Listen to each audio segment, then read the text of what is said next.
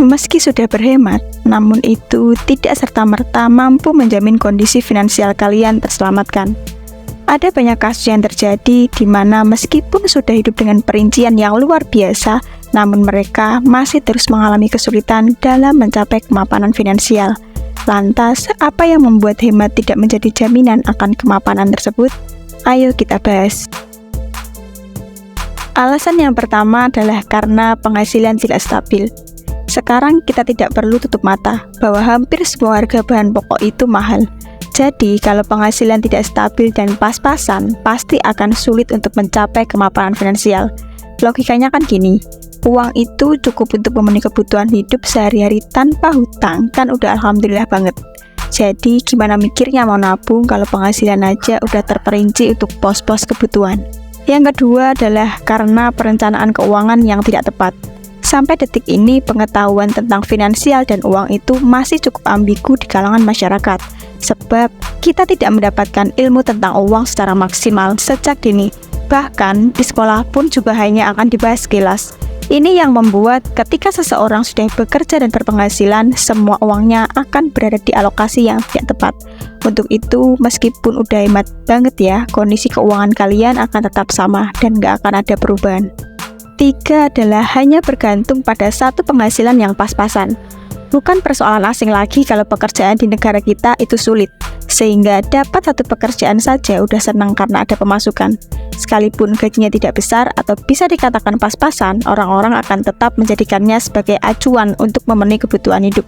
Yang pasti, mereka akan berhemat dalam menjalani hidup. Namun pertanyaannya adalah, apakah kondisi finansial mereka bisa membaik kalau hanya bergantung pada satu pekerjaan itu?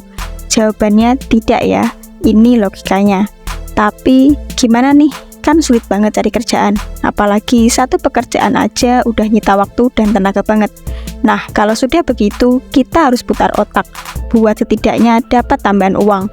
Misalnya ikut program affiliate, endorse, jualan online, investasi konten, dan lain sebagainya. Tapi, di titik ini, kamu juga harus mampu meluangkan waktu di sela pekerjaan utamamu. Yang keempat adalah strategi tidak berhasil. Kalau menurutku, hemat itu bukan pangkal kaya ya, karena sekalipun udah hemat, tapi kalau strategi tidak berhasil, maka hasilnya pun akan sia-sia. Contohnya gini, strategi untuk memperbaiki kondisi finansial itu kan banyak, mulai dari menghilangkan kebiasaan hidup hedon, menabung, hemat, investasi, dan lain sebagainya. Hanya saja, tidak semua cara cocok di kamu. Mau kamu tidak makan pun, kalau tidak memiliki strategi khusus untuk membuat finansial naik, ya hasilnya tidak akan memuaskan. Makanya, jika ingin kamu sukses finansial di masa depan, jangan terus menggunakan prinsip aku udah hemat pasti kaya. Tapi ubah jadi aku udah hemat, udah belajar manajemen keuangan, maka aku harus mempersiapkan strategi untuk memantaskan kondisi finansialku di masa depan. Yang kelima adalah pasrah dengan keadaan. Rezeki itu udah ada takarannya dan tidak akan pernah tertukar. Kita bisa saja meniru caranya, tapi tidak dengan rezekinya. Memang iya, dan itu pasti hukumnya. Tapi setauku Tuhan tidak pernah menyuruh umat manusia untuk hanya berpangku tangan. Intinya gini, suksesmu itu tergantung dengan bagaimana usahamu. Kalau saat ini kamu masih belum bisa mapan, itu artinya porsi perjuanganmu masih belum mencapai taraf tersebut.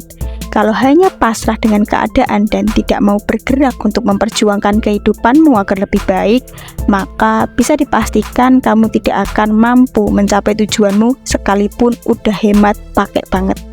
6 adalah terlalu fokus pada kalimat hemat pangkal kaya. Aku ingat dulu sepertinya pernah membahas tentang apa aja yang akan kamu dapatkan jika bisa hidup hemat dan menabung. Kaya bukan lagi tujuannya, karena tidak ada jaminan bahwa kedua hal itu mampu membantu kalian mencapai kemapanan finansial.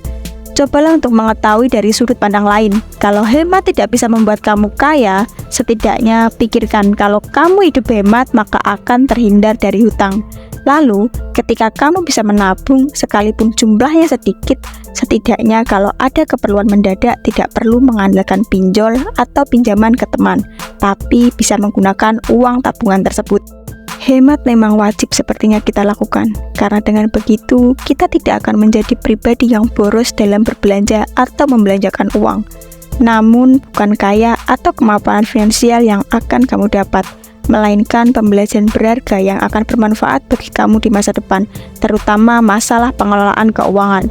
Terima kasih udah mau nonton video ini hingga akhir. Tetap ikuti channel YouTube ini karena aku akan selalu berbagi pada kalian tentang hal-hal yang berbau keuangan. Thank you and see you.